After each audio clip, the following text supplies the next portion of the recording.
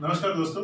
आज हमारे साथ मिस्टर नूर मोहम्मद काजी साहब हैं और सायरा बानो काजी जी हैं और उनके जो बेटे हैं मुआज काजी, जो हमारे पास कुछ दिन पहले आए थे एक समस्या लेके। आज हम उनसे जानते हैं कि एक तकरीबन हमें मिलते हुए कितना, एक महीना हो गया? 1 से 1.5 महीना। 1 से 1.5 महीना हो गया। तो 1 से 1.5 महीना के बीच में एक कुछ समस्या लेके आप हमारे पास आए थे।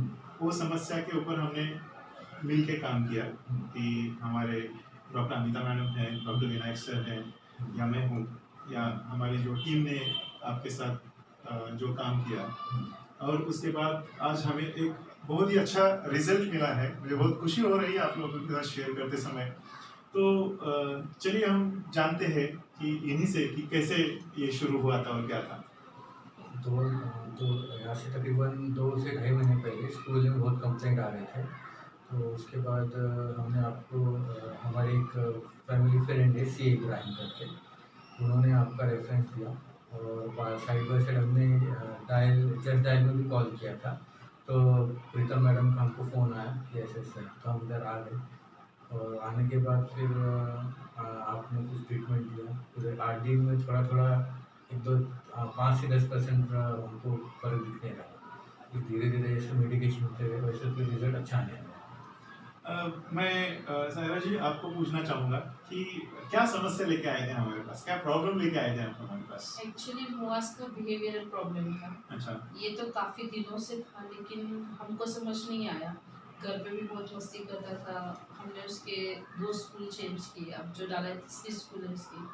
फिर इस स्कूल में भी कंप्लेंट्स आने के बाद हमने थोड़ा सा सीरियसली सोचा कि हम किसी साइकोलॉजिस्ट या चाइल्ड काउंसलर से कांटेक्ट करते हैं, ताकि हम अपने बच्चे में कुछ प्रॉब्लम है तो देख सकें, क्योंकि टीचर्स स्कूल हमेशा गलत नहीं होगा। तो फिर हम आपका नाम पता था, लेकिन कुछ मेमोरीज की वजह से हमारे दिमाग से आपका नाम निकल चुका था। तो हमने जस्ट टाइम में कॉल किया, तो आपके यहाँ से हमें कॉल पड़ा था। तो हमें हमारे पास वो नंबर से होता, तो हमें अचानक याद आया कि राजेंद्र सर के पास हमको जाना था। हमने एक बार अपॉइंटमेंट भी ली थी 1 साल पहले, तो हम नहीं गए। तो चलो अभी उनको जाके मिलते हैं। तो एक IQ टेस्ट जो होता है, बेसिकली हमारे दिमाग में वही था कि हम IQ टेस्ट कराएंगे और थोड़ा सा डिस्कस करेंगे इसके बिहेवियर प्रॉब्लम्स के लिए। तो हम जब यहाँ आए तो सर ने उसको देखने के साथ ही उसके प्रॉब्लम्स बताए। मतलब आपने मुझे पहले ही बताया कि शायद ये ऐसे करता है ऐसे करता है, तो हमने बोला हाँ सेम ऐसे ही करता है। तो फिर वहाँ से उसका ट्रीटमेंट शुरू हुआ। तो पहले तो मुझे लगा था कि शायद मैं कुछ गलत कर रही हूँ, मतलब इतने छोटे बच्चे को मैं साइकोलॉजिस्ट से ट्रीटमेंट करा रही हूँ, तो शायद मैं गलत कर रही हूँ। फिर मैंने सोचा कि एज अ मदर नहीं, मुझे अपने बच्चे का फ्यूचर सोचना है, तो थोड़ा सा स्ट्रांग होके सोचना पड़ेगा। अगर ट्रीटमेंट भी है तो करना पड़ेगा। तो फिर हमने उस टाइम में इमीडिएटली डिसीजन लिया कि नहीं, हम उसको कराएंगे, जो भी आपका सेशंस वगैरह जो भी ट्रीटमेंट है। तो हम लोगों ने इमीडिएटली डिसीजन लिया और स्टार्ट किया। स्टार्ट करने के बाद पहले 8-10 दिन तो हमें ज़्यादा कुछ डिफरेंस नहीं दिखाई दिया, लेकिन बाद में 15 दिन 20 दिन से हमें फ़र्क दिखने लगा कि वो रेस्ट कर रहा है, गुस्सा कम कर रहा है, या फिर खेल रहा है, मिक्स हो रहा है। तो अभी तो ऐसा है कि स्कूल से ही आपको प्रॉपर फीडबैक आ रहा है कि उसमें बहुत चेंज हो गया है, पढ़ाई पे कॉन्सेंट्रेट हो रहा है। अब इस बार उसने मार्क्स भी अच्छे लिए हैं और टीचर्स ने बहुत एप्रिसिएशन किया इस चीज़ का, दोस्त बन गए उसके। मतलब ये सब चेंजेस उसमें आ गए हैं। मतलब प्रॉपर वो जिस वे में हमको चाहिए था वो जा रहा है। उसके पास इंटेलिजेंसी अच्छी है, तो उसको सही वे में डालना था, जो अब जा चुका है। बिल्कुल। हमने अभी आपको लग रहा होगा कि ट्रीटमेंट क्या किया, लेकिन दोस्तों मुझे ऐसा लगता है कि हमारे एक सोसाइटी में एक स्टिग्मा है कि हम अगर किसी घर में किसी को साइकोलॉजिकल प्रॉब्लम है तो हम सोचते हैं कि कहीं ना कहीं ये तो ये मेंटल डिसऑर्डर है, क्या क्या है, कैसे है और किस तरीके से हम इसे ट्रीट कर सकते हैं। लेकिन मुझे ऐसा लगता है कि अगर इस प्रॉब्लम की तरफ हम थोड़ा दूसरे नज़र से देखें कि हाँ ये एक हमारे सामने प्रॉब्लम है और हम उसे कैसे ट्रीट कर सकते हैं। तो जब हमने इनको मुआज से बात किया, आपसे बात किया, आपने जो भी हमें इनपुट दिया, उसके बाद मैम से बात किया, मैम ने जिस तरीके से इनको ट्रीटमेंट दिया। अब ये ट्रीटमेंट एक्चुअली क्या है कि यहाँ पे अगर देखा जाए तो हमने एक विशिष्ट ट्रीटमेंट का यहाँ पे सहारा लिया था और वो है क्लासिकल होम्योपैथी। वो भी साइकोलॉजिकल एस्पेक्ट में हम कैसे दे सकते हैं कि जिसका कोई साइड इफेक्ट नहीं होता, जो टिपिकली रिमेडियल लेवल पर चलती है, जो मेडिसिन हम नहीं बोल सकते उसे, लेकिन उसको हम किस तरीके से इस्तेमाल कर सकते हैं और उसके साथ काउंसलिंग कैसे कर सकते हैं और हिप्नोथेरेपी का कैसे उसमें असर आता है। तो मैं मैम से जानना चाहूँगा कि मैम आपने किस तरीके से इनको ट्रीट किया और किस तरीके से इसका रिजल्ट मिलता है, ताकि लोगों को पता चले कि इस प्रॉब्लम को हम सही तरीके से अगर ट्रीट करें तो उसको हम जिंदगी से हटा सकते हैं। जैसे कि अभी होम्योपैथी एक कॉन्स्टिट्यूशनल रेमेडीज के बेसिस पर ट्रीटमेंट दी जाती है। तो जैसे साइकोलॉजिकल प्रॉब्लम्स लेके आया था ये बच्चा, लेकिन उसके साथ में उसको फिजिकल प्रॉब्लम्स भी बहुत ज़्यादा थे। तो आफ्टर केस टेकिंग मैंने एज ए एनालिसिस किया कि कुछ रेमेडीज़ हम इसको दे सकते हैं जिसके बेसिस पर सिर्फ इसको साइकोलॉजिकली नहीं लेकिन फिजिकली भी जो कंप्लेंट्स है उसकी कम हो सकती है। तो फिर जैसे ट्रीटमेंट लेना स्टार्ट हो गया तो उसकी जो प्रीवियस कंप्लेंट थी कि जो अस्थमा की थी, जो प्रीवियसली उसको मतलब बहुत दिन से नहीं ये प्रॉब्लम इशू हुआ था, लेकिन फिर ट्रीटमेंट स्टार्ट करने के बाद में उसको एक बार अस्थमा का भी प्रॉब्लम हुआ था। लेकिन इसके साथ ये कुछ और रेमेडीज़ भी ले रहे थे, कुछ और मेडिसिन भी ले रहे थे। फिर ये मेडिसिन स्टार्ट करने के बाद उन्होंने वो मेडिसिन स्टॉप करके फिर इसी के ऊपर वो विदिन आई थिंक 10 डेज उसको वो पूरी तरह से कवर हो गया। और अस्थमा ये जो प्रॉब्लम है उसका ये उसको रिपीटेडली नहीं होता था, लेकिन कुछ वजह की वजह से उसको वापस ये सिम्टम्स दिखने लगे और वो उसकी सिवियरिटी इतनी ज़्यादा थी कि उसको बोलने के बाद भी खांसी आती थी। तो वो प्रॉब्लम थोड़ा क्रिटिकल था, लेकिन ये कुछ मतलब इसके कुछ साइड इफ़ेक्ट्स नहीं है, लेकिन ये मेडिसिन देने के बाद उसका पूरा वो कम हो गया। तो अभी उसको कुछ खांसी की तकलीफ नहीं है, अस्थमा की प्रॉब्लम नहीं है और उसका मेंटल स्टेट भी एकदम ऐसे नॉर्मल है। तो वो अभी स्कूल से जब फीडबैक ये जब आता है तो पेरेंट्स भी हैप्पी रहते हैं और हमको भी बहुत खुशी होती है ये कि हम थोड़े से मेडिसिन से उसको पूरी तरह से हम क्योर कर पाए। अभी ये जो है हम उसको कंप्लीट क्योर बोल सकते हैं, क्योंकि अभी इसके बाद उसको ये तकलीफ वापस नहीं होगी। तो इवन वो भी बहुत हैप्पी है। और मुआज, तुमको कैसे लग रहा है अभी ये ट्रीटमेंट के बाद? अच्छा लग रहा है।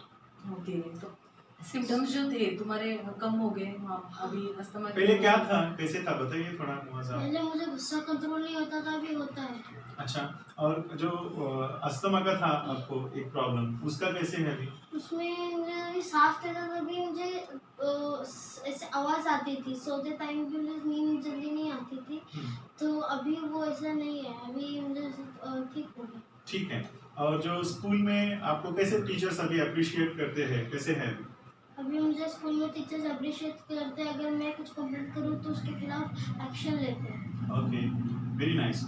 और मैम मैं आपसे और एक चीज़ जानना चाहूँगा, क्योंकि लोगों के मन में बहुत संभ्रम है, साइकोलॉजी, होम्योपैथी ये वर्क कैसे करता है, और लोगों को ऐसा लगता है कि अरे ये कैसे ठीक होता है, क्योंकि मैं हमेशा कहता हूँ कि mind and body are connected. तो माइंड पर और बॉडी पर एक साथ अगर हम ट्रीट करें और एक साथ उसे एड्रेस करें तो प्रॉब्लम तो जाना ही है।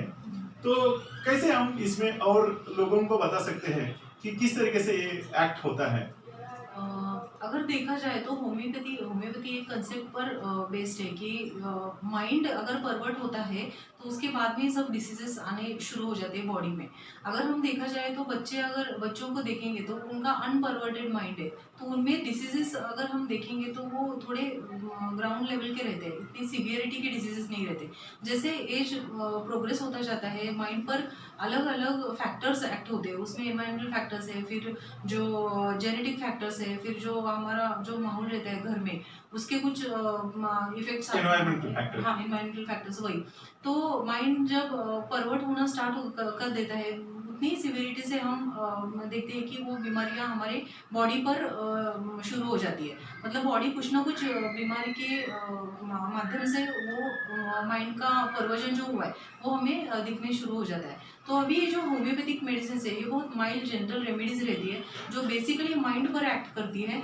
और अगर ये मेडिसिन सही ढंग से कॉन्स्टिट्यूशनली अगर वो उसको पेशेंट को अगर हमने देखा कि उस पर कैसे एक्ट होती है तो स्पेसिफिक रेमेडीज अगर हम उनको दी जाती है तो वो अच्छी तरह से एक्ट होती है और उनका वो डिसीज जो है वो पूरा जड़ से जो हम बोलते हैं वो निकल जाता है, फिर वो वापस डिसीज नहीं आ पाता बच्चों Yes. को, फिर वो पर्सन यस आपने सही कहा मैम, क्योंकि अगर एक वाक्य है कि हर चीज इस दुनिया में सबसे पहले मन में तैयार होती है और वो फिर दोबारा साक्षात में तैयार होती है, उसका असर हमें शरीर पर दिखता है और वो असर अलग अलग फॉर्म में दिखता है, या तो डिसऑर्डर्स के फॉर्म में दिखेगा या डिजीजेस के फॉर्म में दिखेगा, कोई साइंस के फॉर्म में दिखेगा, कोई सिम्टम्स के फॉर्म में दिखेगा। तो उसे अगर बेहतरीन ढंग से एक अलग एस्पेक्ट से ट्रीट किया जाए तो हम उससे उबर सकते हैं, ऐसा मेरा मानना है। क्योंकि मैंने बहुत सारे ऐसे केसेस देखे हैं कि जो इस तरीके से ट्रीट होते हैं। तो फिर मैं सारा जी आपके पास आऊँगा, तो उसके बाद आज आप हमारे साथ में हैं, तकरीबन 1.5 महीना हो गया और हम भी बहुत खुश हैं कि जब इस तरीके से एक बदलाव आता है हम कॉन्फिडेंट रहते हैं इस मामले में। मैंने डे 1 में आपको बोला था कि 100% आपको रिजल्ट तो मिलेगा ही, लेकिन उस समय सुनने वाले को ऐसा लगता है कि अरे ये कैसे, ये तो कुछ और कॉन्फिडेंटली तो नहीं बोल रहे। और 8-10 दिन में जैसे कि आपने बोला कि कुछ थोड़ा सा फर्क नजर आ रहा था, नहीं भी आ रहा था, तो फिर आगे डिसीजन लेना थोड़ा कठिन है, साइकियाट्रिस्ट साइकोलॉजिस्ट के पास जाना कठिन होता है, वैसे ही हमारे सोसाइटी में थोड़ा सा स्टिग्मा है। लेकिन जब हमें रिजल्ट मिलता है तो फिर आपने और एक डिसीजन लिया, तो वो क्या बता सकते हैं आप? अच्छा, तो अभी मस्क का तो पूरा मुझे मतलब 100% मुझे दिख रहा है कि उसमें पूरा चेंज है। तो फिर मुझे थायराइड का प्रॉब्लम है, तो फिर मैंने ऐसे ही एक दिन बात किया मैम से कि मैं थायराइड का प्रॉब्लम है होम्योपैथी, तो बोला हाँ था थायराइड का इसमें है, रिजल्ट अच्छा है। तो मैंने अभी अपने लिए भी थायराइड का ट्रीटमेंट स्टार्ट किया। यस, थायराइड में तो मैम ने बहुत सारे सैकड़ों लोगों को ऊपर ट्रीटमेंट किया है। देखिए, थायराइड या पीसीओडी या जो भी महिलाओं में आजकल देखने के लिए मिलता है कि जैसे ओबेसिटी है, अगर आप देखें हमारा लाइफस्टाइल थोड़ा सा बदल चुका है, या वर्क पैटर्न की वजह से बदल चुका है, या तो हमारे काम की वजह से बदल चुका है, तो इससे एक्सरसाइज नाम की चीज हमारे लाइफ से गायब हो चुकी है। तो उससे ओबेसिटी बढ़ रहा है, साथ ही साथ पीसीओडी बढ़ रहा है, साथ ही साथ थायराइडिज्म बढ़ रहा है और उससे स्ट्रेस फैक्टर भी बढ़ रहा है। तो एक बार अगर थायराइड शुरू हो गया तो उसे कंट्रोल करना, रोकना बहुत ही मुश्किल काम है। लेकिन हमने आज तक मैंने देखा है कि बहुत सारे पेशेंट को ट्रीट होते हुए देखा है मैम से कि जिस तरीके से होम्योपैथी के क्लासिकल रेमेडीज हम इस्तेमाल करते हैं, वो इस्तेमाल करने के बाद डॉक्टर्स अपने आप जो आपका एल्ड्रोक्सिन टैबलेट है वो धीरे धीरे धीरे कम करते करते करते एक दिन बंद हो जाता है।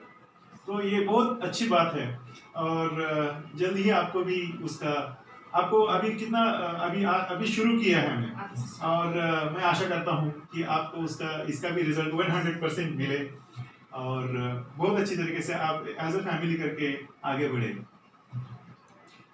और मुझे मैं बोलना चाहूँगी कि लोग सच में साइकोलॉजिस्ट के पास जाने के लिए डरते हैं।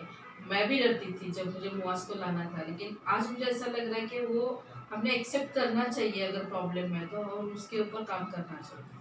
मुझे ऐसा लगता है कि प्रॉब्लम है तो सॉल्यूशन है, इसीलिए मैं हमेशा एक वाक्य कहता हूँ कि every problem has a solution. हमेशा अगर हमारे पास प्रॉब्लम है तो उसका सॉल्यूशन तो है ही है, अगर सॉल्यूशन नहीं है तो प्रॉब्लम ही नहीं है, मैं ऐसा मानता हूँ। इसलिए हमेशा अगर छोटा सा भी प्रॉब्लम हमें आता है तो उसका सही गाइडेंस, उसका सही सलाह मशवरा करना और उसके ऊपर जो बेस्ट सुटेबल रेमेडीज है, हर समय मेडिसिन जरूरी है नहीं है, लेकिन कभी कभार उसकी जरूरत लेनी पड़ती है। कभी कभार काउंसलिंग से भी बहुत सारी चीजें ठीक होती है, हिप्नोथेरेपी अलग तरीके से काम करती है, हमारे मन को शुद्ध करती है। वैसे ही क्लासिकल होम्योपैथी है, हमारे शरीर और हमारे सोल के ऊपर एक्ट करती है और उसका एक रिजल्ट आता है और रिजल्ट हमारे सामने होता है। हमें बहुत खुशी होती है कि जब ऐसे एक युवक अभी आने वाले पीढ़ी में किस तरीके से बदलाव आएंगे, और इनका आईक्यू बहुत ही अच्छा है कि जो भी हमने टेस्ट में भी देखा था, तो इनका वो अगर आईक्यू, वो उनका जो नॉलेज है तो अगर सही डायरेक्शन में लगाया जाए तो ये बहुत आगे बेहतरीन तरीके से जा सकते हैं। ये खुद के लिए, खुद के परिवार के लिए, इवन समस्त मानव जाति के कल्याण के लिए ये बहुत अच्छी तरीके से काम कर सकते हैं। और मैं चाहता हूं कि आप इस तरीके से आगे बढ़े और काम करें। हम आपके साथ सदैव हैं, हमेशा के लिए हैं, और आप आगे बढ़े ये कामना करता हूं। एंड मैं आप सभी का धन्यवाद देता हूं। Thank you madam, thank you, thank you, thank you Moj.